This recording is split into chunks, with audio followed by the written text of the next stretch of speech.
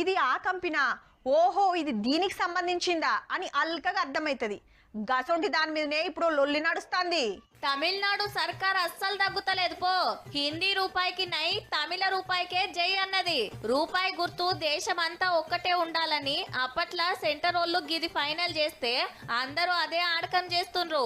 అయితే తమిళనాడు బడ్జెట్ పోయి మీద అది తీసేసి రూ అని తమిళంలో పెట్టే వరకు ముచ్చట రచ్చైతాంది.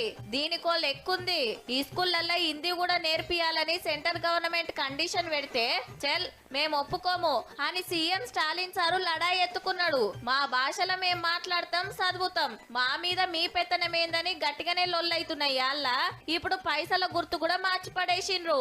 గమ్మతేందంటే అప్పట్లో ఈ సింబల్ ను తయారు చేసింది తమిళనాడు ప్రొఫెసరే, మళ్ళా డిఎంకే పార్టీ లీడర్ కొడుకే.